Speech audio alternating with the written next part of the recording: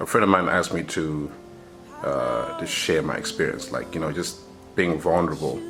And the thing is, it's never easy, like to open up yourself and kind of express the things that you've been through. But from my readings, I soon understood that when you share your downfalls and your pain and all your heartaches, you're basically giving a great example to somebody that's been in the same situation or in the same situation and doesn't see a way out. So 2 years ago, just about 2 years ago, unfortunately my partner decided to leave, and that just shattered me. Like I was broken, totally broken. And in the back of my mind, I had no means to survive. I had no means to to see another day. And at some point, I thought, what's the point of even being alive? So I then tried many different ways. I was meditating. I looked up Buddhism. I was listening to Abraham Hicks, if you ever have come across that. But there was something inside of me that said, you know what, why don't you just go back to your religious belief? That's always been like your family's anchor, and that's always been your go-to at some point. And so I gathered myself, just started listening to like gospel music. I couldn't listen to anything else. Like R&B would just kill me, like I'd be like crazy in tears.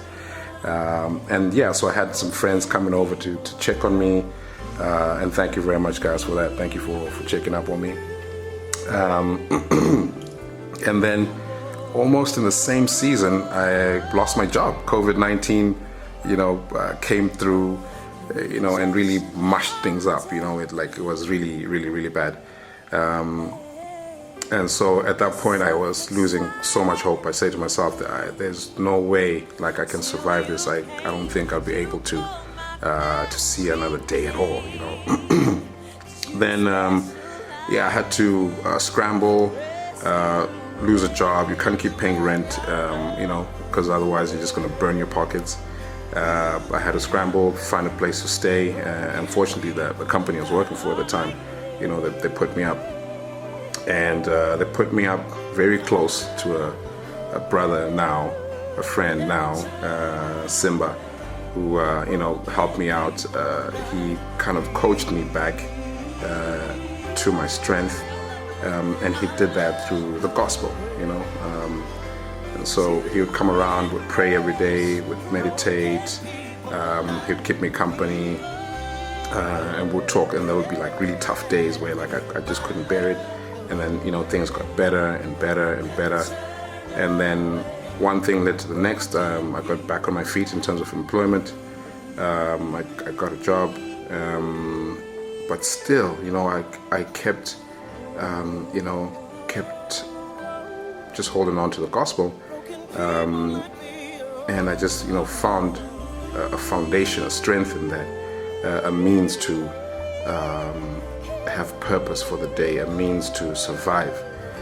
And ever since then, that's my go-to. Like whenever I feel down, I just get on my knees, or just lay in my bed and just pray and just reach out to God and ask for guidance. And just read the Bible or listen to audio versions of it. And have I been consistent in being on that path? No. There's many times I've fallen down. There's many times I've just been back at like bad old habits. But I think the beauty or the strength in myself is to be able to say, hey dude, what are you doing? This is not right. And then just pull myself out of that water. Well, not pull myself out, but have help to get pulled out through prayer and asking God to forgive me for all of that. So Yeah, so coming back, or just on the point of forgiveness, like you look at this situation and say, oh my God, how can you ever forgive that person for, abandoning you or breaking your heart and whatnot? But it's very clear. If you continue to hold on to something that hurts you, it will poison you internally. You'll just, get up to nonsense. And really it can take you to crazy places. And so that's what I constantly prayed for over the weeks and years. And I had a moment where I could have expressed a lot of aggression or a lot of anger, but I was faced with part of the reason of the abandonment, and I was very welcoming. I actually, took care of the other party.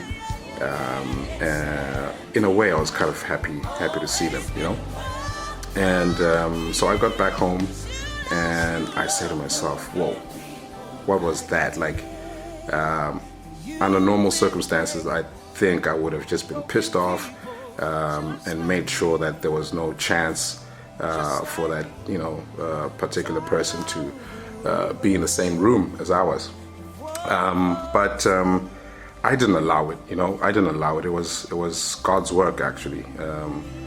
And actually, what I'd been praying for, or praying to be able to do over the years, was to be able to forgive.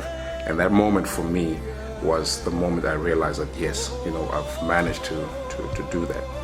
And it's pretty simple. Like you can't ask for forgiveness if you can't forgive. So, and that's in the word, and there's no second guessing that statement. So find it in your heart. Give yourself time, and allow yourself to lean on the Heavenly Father, and things just work themselves out. Things always work themselves out for good, and just always just believe in the good of everything. Like no matter what happens, no matter what situation you're in, just always take it positively, with the most positive outlook, to say, look, I'm going to get out of this, I'm going to come out of it. It all sounds like easy to say. It's taken me at least like 2 years to be able to be in this position now, and just be able to share with you guys, whoever has the time to listen. So that's pretty much what it is,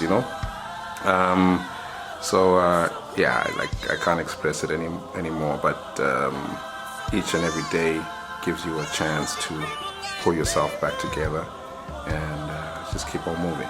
Keep on moving. Peace out.